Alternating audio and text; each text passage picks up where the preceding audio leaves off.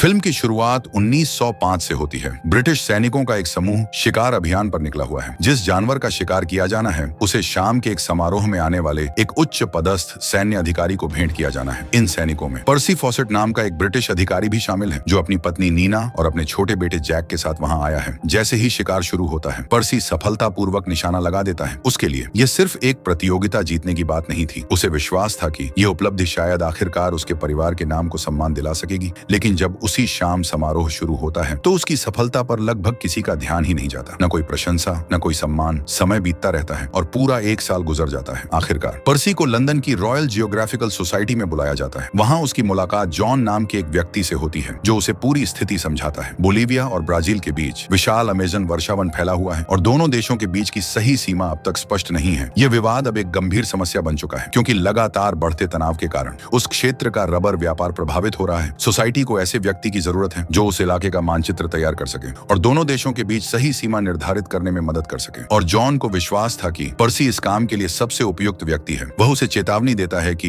यह कोई साधारण मिशन नहीं होगा, लेकिन अगर पर्सी इसमें सफल हो गया तो उसे अपार सम्मान मिलेगा और वह पहचान भी, जिसके पीछे वह वर्षों से भाग रहा था। जब पर्सी यह खबर नीना को बताता है तो समय इससे ज्यादा खराब नहीं हो सकता था। नीना उनके दूसरे बच्चे की मां बनने वाली थी, फिर भी कर्तव्य उसे बुला रहा था और जल्द ही पर्सी अभियान की तैयारी शुरू कर देता है। जब उसका जहाज रवाना होता है तभी उसकी नजर एक अजीब बात पर पड़ती है। उसे एहसास होता है कि कोई व्यक्ति चुपके से जहाज पर सवार हो गया है। जांच करने पर पर्सी को हेनरी नाम का एक आदमी छिपा हुआ मिलता है। सामना होने पर हेनरी बताता है कि वह भी एक सैनिक है। उसका घर पर इंतजार करने वाला कोई परिवार नहीं है और वह किसी भी कीमत पर इस अभियान का हिस्सा बनना चाहता है। उसकी बात सुनने के बाद पर्सी उसे साथ ले जाने के लिए तैयार हो जाता है और इसी के साथ दोनों एक ऐसे सफर पर निकल पड़ते हैं जो उनकी जिंदगी हमेशा के लिए बदल देगा। कई दिनों बाद वे आखिरकार अमेजन पहुंच जाते हैं और वर्षावन तुरंत दिखा देता है कि यह जगह कितनी कठोर और निर्दयी है। इन कठिन परिस्थितियों से जूझते हुए दल आगे बढ़ता रहता है और अंततः एक बस्ती में पहुंचता है, जहां उनकी मुलाकात बैरोन नाम के एक व्यापारी से होती है। बैरोन की आजीविका रबर व्यापार पर निर्भर है, इसलिए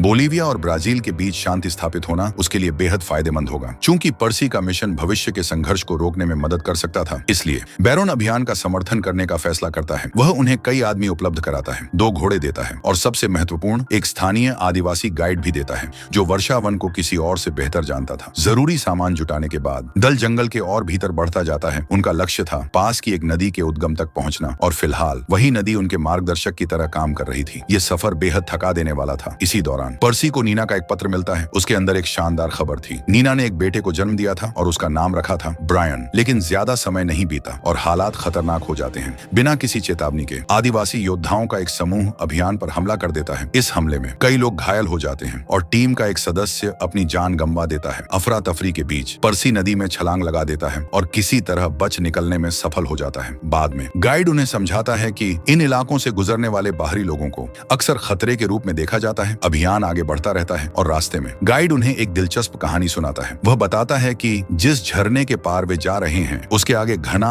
और लगभग अनजाना जंगल फैला हुआ है और प्राचीन कथाओं के अनुसार उसी क्षेत्र में कहीं सोने का एक खोया हुआ शहर छिपा हुआ है। एक ऐसी जगह जो इतनी अद्भुत बताई जाती है कि जो भी वहां पहुंचता है वह कभी वापस लौटना नहीं चाहता। दुनिया से छिपा हुआ एक स्वर्ग। पर्सी यह कहानी सुनता है, लेकिन वह इस पर विश्वास नहीं करता, कम से कम अभी तो नहीं। इसी बीच अभियान की मुश्किलें बढ़ती जाती हैं। खाने का सामान खतरनाक रूप से कम होने लगता है, तनाव बढ़ने लगता है, लोगों के बीच बहसें शुरू हो जाती हैं। फिर आखिरकार उन्हें वह दिखाई देता है, झरना, उनका लक्ष्य, एक ऐसी जगह जिसका कोई विश्वसनीय विवरण आज तक किसी खोजी ने दर्ज नहीं किया था। वहां पहुंचने के बाद वे शिकार करके भोजन जुटाते हैं और अपनी कुछ ताकत वापस हासिल करते हैं। साथ ही पर्सी उन सभी मापों और आंकड़ों को पूरा कर लेता है जिन्हें इकट्ठा करने के लिए उसे भेजा गया था। लेकिन इलाके की जांच करते समय उसे कुछ अप्रत्याशित चीजें मिलती हैं। प्राचीन मिट्टी के बर्तनों के टुकड़े, ऐसी कलाकृतियां जिनका वहां होना नहीं चाहिए था। और अचानक गाइड की कहानी अब उतनी असंभव नहीं लगती। धीरे धीरे पर्सी के मन में एक नया जुनून जन्म लेने लगता है, खोए हुए शहर की खोज का जुनून। फिर भी सभी लोग घर लौटना चाहते थे, खुद पर्सी भी। इसलिए कई महीनों बाद अभियान आखिरकार सभ्यता की ओर वापस लौटता है। उनकी वापसी को एक बड़ी सफलता माना जाता है। आखिरकार उन्होंने ऐसे क्षेत्र की खोज की थी जो लगभग किसी भी मानचित्र पर मौजूद नहीं था। एक समारोह के दौरान पर्सी की मुलाकात जेम्स नाम के एक जीव विज्ञानी से होती है। कुछ समय बाद पर्सी अपने निष्कर्ष रॉयल जियोग्राफिकल सोसाइटी के सामने प्रस्तुत करता है। अपने अनुभवों का वर्णन करते हुए वह अपना बढ़ता हुआ विश्वास भी साझा करता है कि अमेजन के भीतर कहीं एक प्राचीन खोया हुआ शहर मौजूद हो सकता है। प्रतिक्रिया तुरंत मिलती है। वहां मौजूद कई लोग इस विचार को खारिज कर देते हैं। उनके लिए यह कल्पना से ज्यादा कुछ नहीं था। जंगल की बढ़ा चढ़ाकर सुनाई गई कहानी, एक दंता कथा, इतिहास नहीं। लेकिन पर्सी अभी खत्म खत्म नहीं हुआ था, क्योंकि उसके पास एक ऐसी चीज थी जो पूरे माहौल को बदल देती है। 1753 में लिखी गई एक पुर्तगाली सैनिक की रिपोर्ट उस दस्तावेज के अनुसार उस सैनिक ने दावा किया था कि वह एक अद्भुत शहर तक पहुंचा था, जहां भव्य इमारतें थीं, मंदिर थे और एक उन्नत सभ्यता के स्पष्ट प्रमाण मौजूद थे।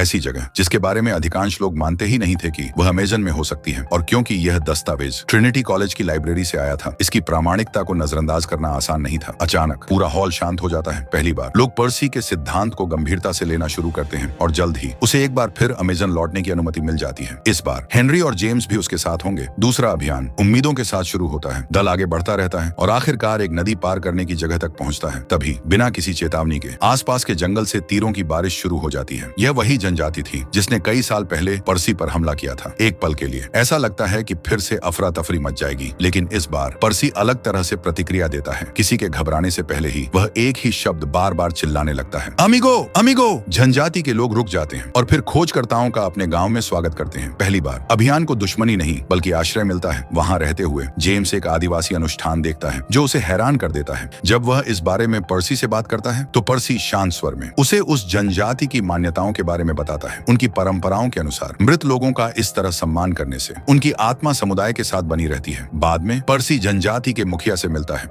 और उस रहस्यमयी शहर के बारे में पूछता है जिसकी तलाश वह वर्षों से कर रहा है। मुखिया जंगल की ओर गहराई की तरफ इशारा करता है। वह बताता है कि अगर वे कई दिनों तक सीधे आगे बढ़ते रहें तो उन्हें एक दूसरी जनजाति मिलेगी और संभव है कि उन्हें उस शहर के बारे में अधिक जानकारी हो। इसलिए दल फिर आगे बढ़ जाता है, लेकिन दुर्भाग्य से हालात और खराब हो जाते हैं। नदी के रास्ते यात्रा करते समय उनकी नाव का संतुलन बिगड़ जाता है, जिसके कारण उन्हें अपना कीमती सामान नदी में फेंकना पड़ता है। मुश्किल यहीं खत्म नहीं होती। जेम्स भी नदी में गिर जाता है। खुशकिस्मती से हेनरी समय रहते उसे बाहर खींच लेता है। अब तक पर्सी लगातार परेशानियों को सहता आया था, लेकिन इस बार उसका धैर्य आखिरकार जवाब दे देता है। यह समझते हुए कि जेम्स अब आगे यात्रा जारी नहीं रख सकता, पर्सी एक कठिन फैसला लेता है। वह जेम्स को वापस भेज देता है। उसके साथ एक गाइड और एक घोड़ा भी भेजा जाता है ताकि वह सुरक्षित घर लौट सके। बाकी दल अपनी यात्रा जारी रखता है। दिन बीतते हैं, फिर हफ्ते गुजर जाते हैं और धीरे धीरे अमेजन सबकी हिम्मत तोड़ने लगता है। पर्सी चाहे जितनी कोशिश करे, खोया हुआ शहर अब भी उसकी पहुंच से बाहर रहता है। आखिरकार उसे उस सच्चाई का सामना करना पड़ता है जिसे वह कभी स्वीकार नहीं करना चाहता था। अभियान को वापस लौटना होगा। फिलहाल अमेजन जीत चुका था। जब पर्सी आखिरकार घर लौटता है तो उसकी अपने परिवार से मुलाकात होती है और भले ही मिशन असफल रहा हो, उन्हें दोबारा देखना उसे सच्ची खुशी देता है। कुछ समय बाद पर्सी और उसके साथी एक बार फिर रॉयल जियोग्राफिकल सोसाइटी के सामने बुलाए जाते हैं। वहां जेम्स भी मौजूद होता है। अब वह पहले से ज्यादा स्वस्थ दिख रहा था, लेकिन उसका रवैया बदल चुका था। सबके सामने वह पर्सी और बाकी लोगों पर आरोप लगाता है कि उन्होंने अभियान के दौरान उसे छोड़ दिया था। जेम्स के अनुसार उसे लगभग मरने के लिए अकेला छोड़ दिया गया था। कमरे का माहौल तनावपूर्ण हो जाता है। कई लोगों को उम्मीद होती है कि पर्सी माफी मांगेगा, लेकिन पर्सी अलग तरह से जवाब देता है। वह सबको याद दिलाता है कि मिशन की असफलता में जेम्स की गलतियों का भी बड़ा योगदान था। खोया हुआ सामान, लगातार आने वाली परेशानियां और बेवजह उठाए गए खतरे। फिर पर्सी एक ऐसी बात कहता है जिसकी वहां मौजूद किसी को उम्मीद नहीं थी। वह मानता है कि माफी मांगी जानी चाहिए, लेकिन जेम्स से नहीं बल्कि उन लोगों से जिन्होंने उस पर भरोसा किया था जब उसने जेम्स को अभियान में साथ लेने का फैसला किया था। और इसके साथ ही पर्सी अपना पद छोड़ देता है। समय बीतता है और फिर साल आता है 1914। प्रथम विश्व युद्ध शुरू हो जाता है। दुनिया भर के अनगिनत लोगों की तरह पर्सी को भी सैन्य सेवा के लिए बुला लिया जाता है। ये खबर उसके बेटे जैक को बहुत परेशान करती है। उसे लगता है कि हर बार जब पर्सी घर लौटता है, कोई नया मिशन उसे फिर दूर ले जाता है। जैक अपने पिता पर आरोप लगाता है कि उसे अपने परिवार से ज्यादा रोमांचक अभियानों की परवाह है। ये शब्द पर्सी को भीतर तक चोट पहुंचाते हैं। भावनाओं में बहकर वह ऐसी प्रतिक्रिया देता है जिसका उसे तुरंत पछतावा होने लगता है। लेकिन इन सब के बावजूद कर्तव्य एक बार फिर उसे घर से दूर ले जाता है। युद्ध के दौरान भी पर्सी उस खोए हुए शहर के बारे में सोचना बंद नहीं कर पाता। वह रहस्य अब भी उसके मन पर छाया हुआ था। एक दिन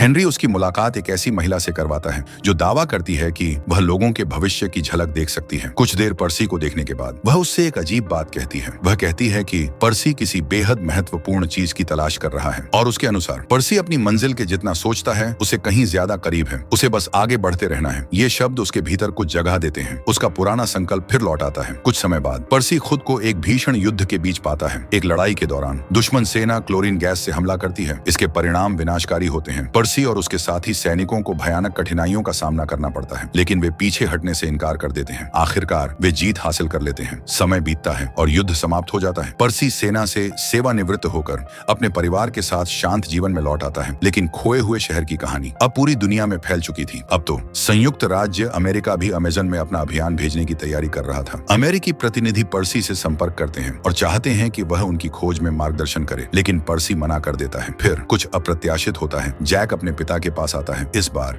उसके मन में कोई गुस्सा नहीं था। जैक पर्सी से कहता है कि अब वह समझ चुका है कि खोए हुए शहर की खोज हमेशा से उसके पिता का सबसे बड़ा सपना रही है और अगर किसी को उसे खोजना है तो उन्हें यह काम साथ मिलकर करना चाहिए। पिता और पुत्र एक साथ। ये शब्द सुनकर पर्सी गर्व से भर उठता है। आखिरकार उसका बेटा उसे समझ चुका था। कुछ समय बाद पर्सी और जैक अपने प्रियजनों को अलविदा कहते हैं और अपनी अंतिम यात्रा पर निकल पड़ते हैं। कई दिनों बाद वे एक बार फिर अमेज़न पहुंच जाते हैं। घर भेजे गए अपने पत्रों में पर्सी नीना को बताता है कि वे दोस्ताना जनजातियों के बीच शांति से रह रहे हैं। स्थानीय लोगों ने उन्हें एक ऐसी गुफा भी दिखाई है जिसकी दीवारें प्राचीन चित्रों से ढकी हुई हैं। ऐसे संकेत जो शायद आखिरकार उन्हें उस शहर तक पहुंचा सकते हैं। दोनों मिलकर पहले से कहीं अधिक गहराई तक अज्ञात जंगल में आगे बढ़ते जाते हैं। फिर सब कुछ बदल जाता है। वे दो अनजान जनजातियों के बीच चल रहे संघर्ष में फंस जाते हैं। उनमें से एक जनजाति पर्सी और जैक को बंदी बना लेती है। कुछ समय बाद दोनों को एक रहस्यमयी पेय दिया जाता है और उस दिन के बाद पर्सी और जैक को फिर कभी नहीं देखा जाता। साल बीत जाते हैं, फिर दशक गुजर जाते हैं। आखिरकार हम एक बार फिर नीना से मिलते हैं। अब वह वृद्ध हो चुकी है, लेकिन वह अब भी जवाबों की तलाश में है। एक दिन वह जॉन से मिलने जाती है और उसे एक हैरान कर देने वाली बात बताती है। हाल ही में एक ब्राजीलियाई यात्री ने दावा किया है कि उसने पर्सी और जैक को देखा था अमेज़न के गहरे जंगलों में आदिवासी समुदायों के बीच रहते हुए। क्या वे अब भी जीवित हो सकते हैं? क्या उन्होंने सचमुच उस शहर को खोज लिया था? जॉन बताता है कि पिछले कई वर्षों में असंख्य खोजी दल जंगल में भेजे गए, लेकिन किसी को पर्सी नहीं मिला, किसी को जैक नहीं मिला। यह रहस्य आज भी अनसुलझा है। फिल्म के अंतिम नोट्स में बताया जाता है कि 1954 में नीना का निधन हो गया, अपने पति और बेटे की यादों को दिल में संजोए हुए। और शायद इस पूरी कहानी की सबसे दिलचस्प बात यह है कि यह कहानी वास्तविक घटनाओं पर आधारित है और इसी के साथ यह अद्भुत यात्रा समाप्त हो जाती है।